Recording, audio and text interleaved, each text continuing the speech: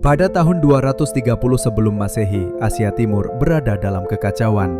Selama berabad-abad, 7 kerajaan saling berperang demi kekuasaan. Dari konflik itu, muncul seorang raja perang yang perlahan menaklukkan semuanya. Ia bukan hanya menyatukan wilayah, tetapi membangun fondasi sebuah peradaban yang bertahan hingga hari ini. Namanya adalah Qin Shi Huang, Kaisar pertama Cina.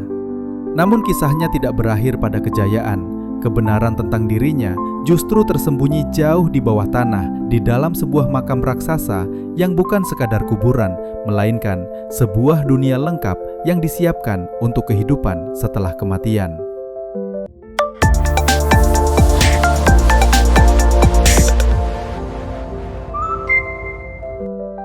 Salah satu bagian paling terkenal dari kompleks makam ini adalah Terracotta Army. Sekilas, ia tampak seperti deretan patung tanah liat, namun semakin lama diamati, semakin jelas bahwa ini bukan karya seni biasa. Lebih dari 8.000 prajurit berdiri dalam formasi tempur, infanteri ringan di barisan depan, infanteri berat di belakang, dan kavaleri dengan ratusan kuda di barisan akhir. Tidak ada dua wajah yang benar-benar sama, setiap prajurit dibuat dengan detail individual, rambut, ekspresi, hingga bentuk wajah. Bagi para arkeolog, detail ini bukan sekedar estetika, ia menunjukkan bahwa pasukan ini dirancang mengikuti logika militer nyata, bukan imajinasi seniman. Susunan barisan dan posisi antar unit mencerminkan organisasi tentara yang benar-benar dipahami oleh pembuatnya. Lebih mengejutkan lagi, para prajurit ini membawa senjata asli, pedang perunggu yang masih tajam meski terkubur lebih dari 2000 tahun. Sebagian besar senjata memang hilang akibat penjarahan pada masa lalu, namun yang tersisa cukup untuk menunjukkan bahwa pasukan ini disiapkan untuk bertempur. Terracotta Army bukan simbol abstrak tentang kekuasaan, ini adalah tentara nyata yang disiapkan untuk perang, bahkan setelah kematian. Bagi para arkeolog, Terracotta Army bukan berdiri sendiri. Ia hanyalah satu bagian dari sistem pemakaman yang jauh lebih besar dan kompleks. Dengan bantuan teknologi modern seperti drone, pemindahan geofisika, dan ground penetrating radar, para peneliti mulai memetakan keseluruhan area makam ini tanpa harus membongkarnya. Hasil pemetaan menunjukkan sebuah kompleks raksasa. Di pusatnya terletak makam sang kaisar. Di sekitarnya terdapat area yang diduga sebagai istana, barak militer, gudang senjata, serta ruang-ruang pendukung lain. Lebih dari 600 titik penggalian telah diidentifikasi di seluruh kawasan. Skalanya bahkan dibandingkan dengan Manhattan. Yang menarik, hingga hari ini makam utama Qin Shi Huang belum pernah dibuka, bukan karena tidak bisa, tetapi karena risiko. Para arkeolog khawatir bahwa membuka makam tanpa teknologi yang tepat justru akan merusak artefak yang masih utuh. Pigmen warna, struktur kayu, dan material organik berpotensi rusak begitu terpapar udara. Selain itu, ada satu faktor lain yang membuat para peneliti berhati-hati. Legenda kuno menyebutkan bahwa makam ini dilengkapi jebakan mematikan serta sungai merkuri yang mengalir di dalamnya. Ketika sampel tanah dianalisis, kadar merkuri yang sangat tinggi memang terdeteksi di sekitar area makam utama. Data ini tidak membuktikan legenda sepenuhnya, namun cukup menunjukkan bahwa catatan kuno tersebut memiliki dasar nyata.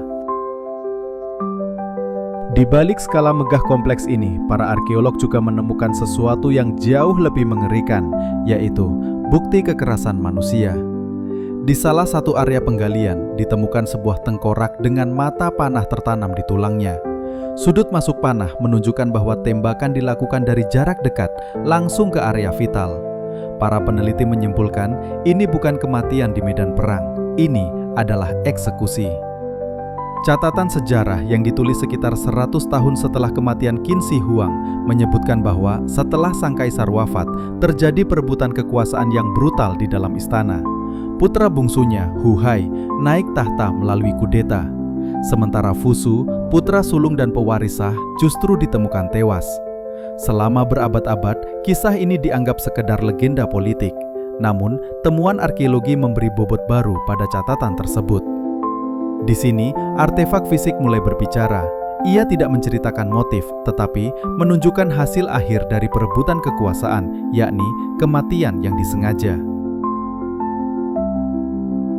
Di area lain dari kompleks makam ini, para arkeolog menemukan sesuatu yang jauh lebih sunyi, namun tak kalah mengerikan.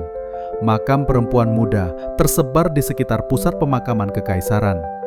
Beberapa di antaranya masih mengenakan perhiasan berkualitas tinggi, cincin, manik-manik, dan hiasan rambut yang menunjukkan bahwa mereka bukan rakyat biasa. Status sosial mereka diduga sebagai selir istana, perempuan yang hidup sangat dekat dengan pusat kekuasaan. Namun, tulang belulang yang ditemukan menceritakan kisah yang berbeda. Terdapat tanda-tanda kekerasan dan mutilasi. Ini bukan kematian alami dan jelas bukan korban perang. Bagi para peneliti, konteks lokasi dan kondisi jasad menjadi petunjuk penting. Perempuan-perempuan ini dikuburkan di area yang berkaitan langsung dengan makam kaisar, namun tanpa penghormatan layak sebagaimana pemakaman bangsawan. Banyak sejarawan menduga kematian mereka berkaitan dengan situasi politik setelah wafatnya Qin Shi Huang. Dalam sistem kekuasaan absolut, bahkan kemungkinan sekecil apapun dianggap sebagai ancaman. Anak yang mungkin mereka kandung dipandang berbahaya bagi penguasa baru. Bukan karena siapa mereka, melainkan karena apa yang mungkin mereka wakili di masa depan. Hingga kini, hampir 100 makam serupa telah ditemukan di area ini, dan baru sebagian kecil yang benar-benar digali dan diteliti secara mendalam. Setiap penggalian baru memperlihatkan pola yang sama. Kekuasaan tidak hanya dijaga dengan pasukan dan senjata, tetapi juga dengan menghilangkan mereka yang dianggap berpotensi mengganggu stabilitas. Catatan sejarah kuno Shiji menggambarkan makam Qin Shi Huang sebagai miniatur alam semesta. Langit-langitnya dihiasi permata yang menyerupai bintang, sementara sungai-sungai Merkuri mengalir di lantainya, seolah-olah menggambarkan sungai-sungai besar di dunia nyata. Selama berabad-abad, deskripsi ini dianggap sebagai simbol atau metafora. Bahkan, oleh sebagian sejarawan, kisah tersebut dinilai terlalu fantastis untuk dipercaya sepenuhnya. Namun, pendekatan arkeologi modern memberikan sudut pandang baru. Ketika para peneliti menganalisis tanah di sekitar makam utama, mereka menemukan konsentrasi merkuri yang jauh lebih tinggi dibandingkan area sekitarnya. Temuan ini tidak membuktikan bahwa sungai Merkuri benar-benar mengalir seperti dalam legenda. Namun, data tersebut konsisten dengan gambaran yang ditulis ribuan tahun lalu. Bagi para arkeolog, disinilah batas antara legenda dan fakta mulai kabur. Catatan kuno tidak lagi bisa sepenuhnya diabaikan, tetapi juga tidak bisa diterima mentah-mentah tanpa bukti tambahan.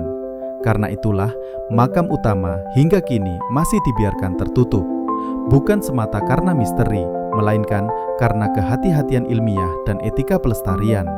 Apapun yang berada di dalamnya, kesalahan kecil dalam proses penggalian bisa menghilangkan bukti sejarah selamanya. Dinasti Qin tidak bertahan lama, hanya 2 generasi sebelum akhirnya runtuh. Namun, warisan Qin Shi Huang justru bertahan jauh melampaui masa pemerintahannya. Ia membentuk cara sebuah wilayah melihat dirinya sebagai satu kesatuan. Ia menetapkan sistem pemerintahan terpusat, hukum yang seragam, dan standar administratif yang kemudian diwarisi oleh dinasti-dinasti berikutnya. Makam raksasa ini menjadi pengingat bahwa sejarah tidak hanya dibangun oleh pencapaian besar, tetapi juga oleh cara kekuasaan dijalankan dan dipertahankan. Hingga hari ini, dunia yang dikubur bersama Qin Shi Huang masih menyimpan banyak pertanyaan. Sebagian jawabannya mungkin masih terkunci di bawah tanah, sebagian lainnya mungkin tidak akan pernah diketahui. Dan mungkin disitulah letak makna terbesarnya, bahwa sejarah bukan hanya tentang apa yang berhasil dibangun, tetapi juga tentang apa yang sengaja disembunyikan. Tulis pendapatmu di kolom komentar. Jangan lupa like dan subscribe untuk konten menarik lainnya.